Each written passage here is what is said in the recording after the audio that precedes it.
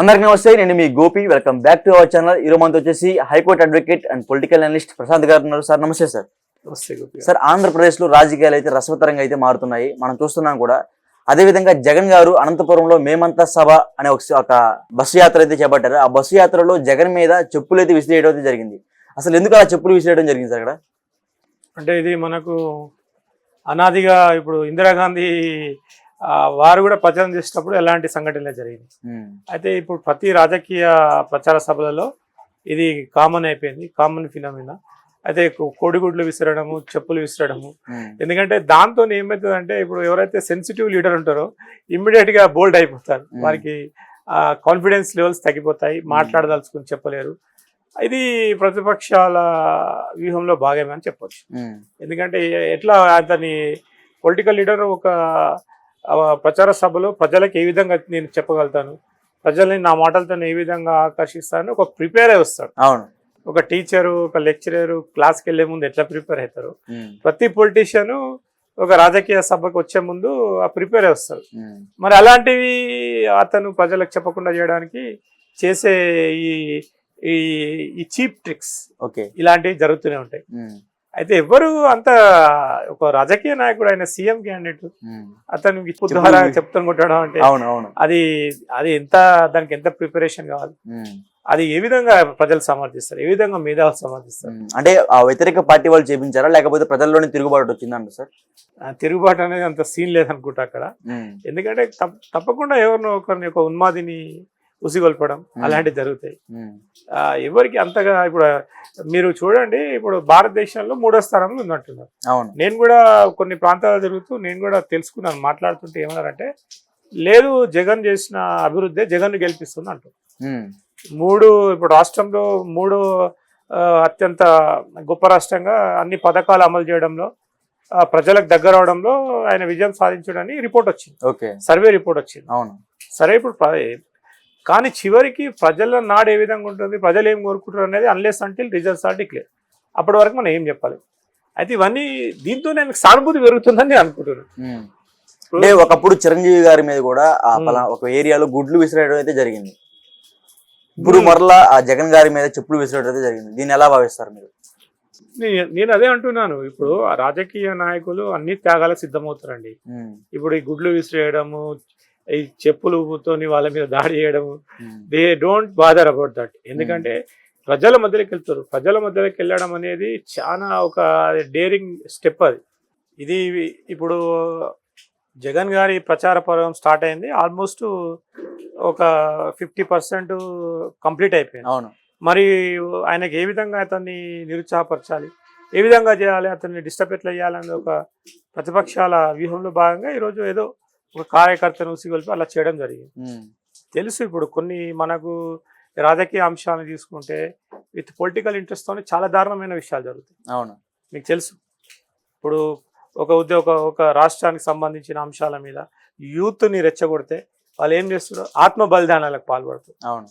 అట్లనే ఇప్పుడు ఎవరో రెచ్చగొడితే అతని పైన చేసిందని. ఇప్పుడు మీకు తెలుసు, మనకు చరిత్రలో ఇట్లా చూస్తే చాలా మంది అతిరథ మహారథులు, స్టాల్ వార్డ్స్ పొలిటీషియన్స్ ఇలాంటి అవమానాలకు గురైన వాళ్ళు ఉన్నారు. ఎన్టీఆర్ గారు కూడా దానికి అతీతం కాదు.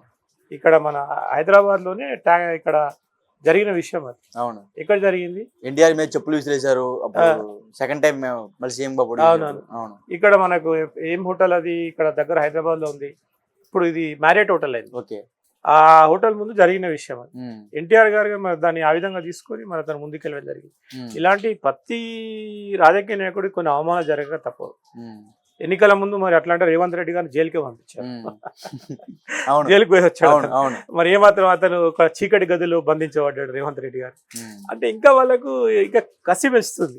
ఇప్పుడు జగన్ గారికి ఆ చెప్పు విసరడం వల్ల అతను ఏదో అవమానపడి ఫీల్ అయిపోయి సెన్సిటివ్ అయిపోయి ఉంటాడు కాదు కదా, అతను కూడా మరి ఇంకా షార్ప్ అవుతాడని అనుకుంటా. అంటే అతని మీద ఎవరైనా చెప్పు విసరడమే కాకుండా ఏమన్నా దాడి చేసే అవకాశాలు జరిగి ఉంటాయి సార్? అంటే ఇప్పుడు చూడండి, సీఎంకి ఒక జెడ్ కేటగిరీ ఉంటుంది, అతను సెక్యూరిటీ ఉంటుంది, అది సెన్సిటివ్ విషయం, వాళ్ళు ఏం చేయలేరు కదా. ఇప్పుడు వాడు ఏమన్నా పట్టుకొని చెప్పు విసురుని పట్టుకొని కొట్టినా, వాని మీద ఏమన్నా చేసినా సింపతి, ఆయనకి సీఎం గారికి అధికార దుర్వినియోగం చేస్తాను ఒక అపవాదం వస్తుంది. ఇలాంటి కొన్ని చాలా సెన్సిటివ్ విషయం కాబట్టి దాన్ని వాళ్ళంతా పట్టించుకోరు. రాజకీయ నాయకులకి ఇవన్నీ కామన్. ఎంతో మంది తిడుతుంటారు. ఒకటి ఇప్పుడు మీరు సెలబ్రిటీస్ని ఈవెన్ గా సెలబ్రిటీస్ తీసుకోండి, కొంతమంది చెడ్డ మాటలు తిడుతుంటారు, అవును. ఎంబ్రాసింగ్ చేస్తుంటారు. ఇట్లా ఒక అదర్ సైడ్ ఒక లీడర్షిప్ పొజిషన్ ఉన్న వాళ్ళకి ఇవన్నీ అవమానాలు ఇవన్నీ కామన్ అని నేను అనుకుంటున్నాను. అయితే జగన్ గారికి ఇప్పుడు జరిగింది, జగన్ గారు దూసుకెళ్తున్నారు. ఆయన కూడా మరి ఎన్నో అవమానాలు, జైల్లో ఉండి ఎన్నో కష్టాలు అనుభవించి అన్ని రాత్రులు నిద్రలేని రాత్రులు గడిపి తర్వాత అధికారాన్ని చేపట్టారు, అంటే పరిపాలించారు. సార్ ఇప్పుడు ఆంధ్రప్రదేశ్ లో జగన్ గారు 175కి 175 కొట్టేస్తా అంటున్నాడు. ఇప్పుడు కొట్టేయగలుగుతారంటారా? 175కి 175? ఇప్పుడు ఎవరి కాన్ఫిడెన్స్ మనం కాదనలేము, కానీ 175కి 175 అనేది కొంచెం ఆలోచించాలి. అంటే మెజారిటీ సీట్స్ వస్తాయని అనుకుంటున్నా. అంటే ఇప్పుడు ఆంధ్రప్రదేశ్ లో ఎవరు గెలవబోతున్నారు? కూటమి గెలుస్తుందా లేకపోతే జగన్మోహన్ రెడ్డి గారు గెలుస్తారా? అంటే ప్రజలది ఇప్పుడు కష్టంగా ఉందండి, ఎందుకంటే మీడియా ఇవన్నీ చాలా ఎక్కువైపోయినాయి. ఓటర్ ఎప్పుడు మారుతున్నారు, ఏ క్షణాన వారు ఇప్పుడు పోలింగ్ బూత్కి వెళ్ళిన తర్వాత నిర్ణయాలు మార్చుకొని ఓటేసే సందర్భాలు కనిపిస్తున్నాయి నాకు. అవును. ఎందుకంటే అప్పటి వరకు డిసైడ్ అయిపోయి జగన్, పవన్ కళ్యాణ్, ఇంకెవరు చంద్రబాబు నాయుడు, ఇంకెవరు బీజేపీయా అనేది చాలా ఓటర్లు మారే సందర్భాలు కనిపిస్తున్నాయి నాకు. అయోమయంలో ఉన్నారు ఇప్పుడు.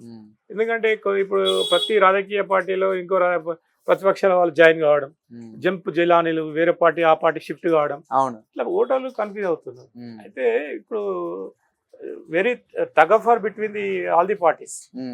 జగన్ గారు తప్పకుండా గౌరవప్రదమైన సీట్లు అయితే సాధిస్తారు.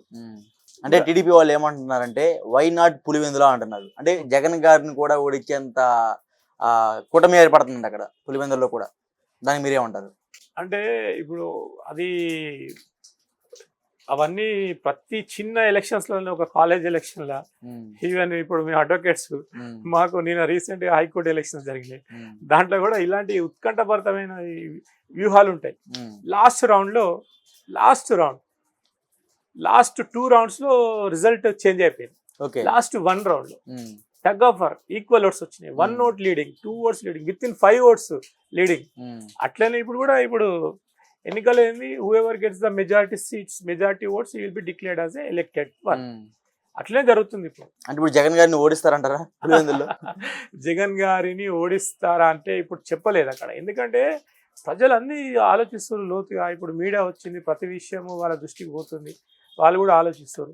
ఇప్పుడు ప్రజలకి ఇప్పుడు మన తెలంగాణలో చూడండి, ఇప్పుడు మన సాయంకాలం పూట కరెంట్ ఉంది, మనకేం ఇబ్బంది లేదు. అయితే రీసెంట్ గా ఇప్పుడు మన రేవంత్ రెడ్డి గారి గవర్నమెంట్ ఫామ్ కాగానే ఫస్ట్ 2-3 months కరెంట్ బిల్ కట్టకపోతే ఇమ్మీడియట్ గా కట్ చేశారు. ఆ విషయాన్ని రేవంత్ రెడ్డి గారి దృష్టికి తీసుకెళ్తే సీరియస్ గా చెప్పారు, కరెంట్ బిల్లు ఇట్లా కట్టకపోతే ఇమ్మీడియట్ గా మీరు కట్ చేస్తే బాగుండని 2-3 ఎంప్లాయీస్ సస్పెండ్ చేశారు.